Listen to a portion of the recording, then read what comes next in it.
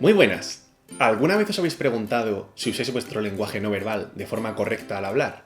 En este vídeo vamos a hablar sobre el lenguaje verbal, no verbal y paraverbal.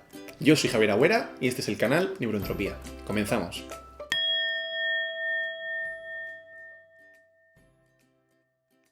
Bueno, lo primero de todo, vamos a definir los términos lenguaje verbal, no verbal y paraverbal.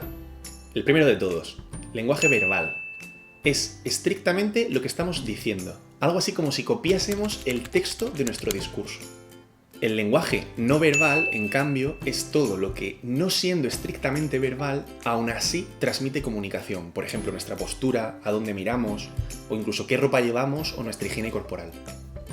Y finalmente, el lenguaje paraverbal estaría entre medias, entre el lenguaje verbal y no verbal. Algo así como el tono de voz que usamos, la agudeza con la que hablamos, si dejamos silencios o pausas, la velocidad con la que pronunciamos las frases, etc. Vamos a ver unos ejemplos para entenderlo mejor. ¡Hola! ¿Qué tal? Si nos fijamos en este ejemplo, nuestro lenguaje verbal acompaña a nuestro lenguaje paraverbal y no verbal, porque estamos mostrando una intencionalidad de saludar, de interesarnos por cómo está la persona. Nuestro lenguaje no verbal está enfocado hacia la persona y además el lenguaje paraverbal expresa cierta alegría o entusiasmo por ver a la persona. Ahora vamos a pasar a otro ejemplo diferente. ¡Hey!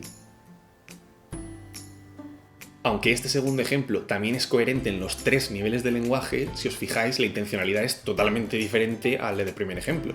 Nuestro lenguaje no verbal ni siquiera se ha girado todo el torso para mirar al oyente, el tono de voz no expresaba nada de interés, incluso el lenguaje oral ni siquiera le ha preguntado cómo se encuentra. Transmite una sensación de desinterés brutal. Vamos ahora con el tercer ejemplo. Hola, me alegro de verte.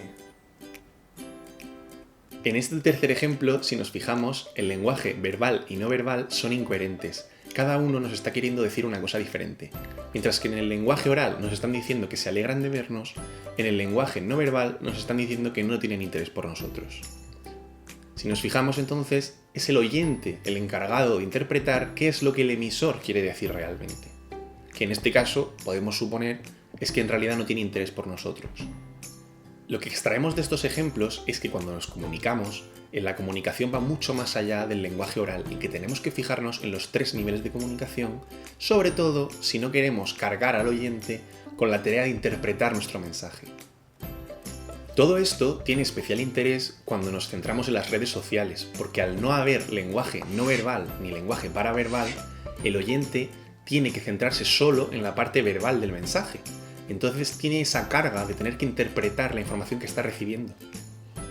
Vamos a ver un ejemplo de esto.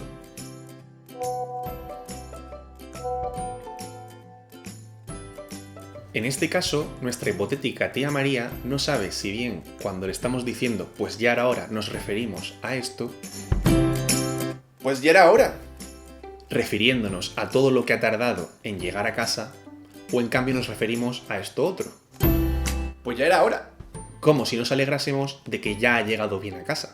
En estos dos últimos ejemplos, la tía María no tiene forma de distinguir solo a través del lenguaje verbal si nos estamos refiriendo o bien al ejemplo 4 o bien al ejemplo 5. Y dado que transmiten intencionalidades muy diferentes, tenemos que tenerlo en cuenta cuando nos comuniquemos a través de redes sociales. Por este motivo, mi recomendación en este vídeo va a ser que cuando tengamos que hacer mensajes que tengan una carga emocional muy grande, si nos es posible, usemos, en lugar de simplemente un WhatsApp de forma textual, usemos una videollamada o por lo menos una llamada de voz, si no es posible una videollamada. Y nada más, espero que el vídeo os haya servido y si creéis que algún conocido o familiar puede servirle, no dudéis en pasárselo. Un saludo.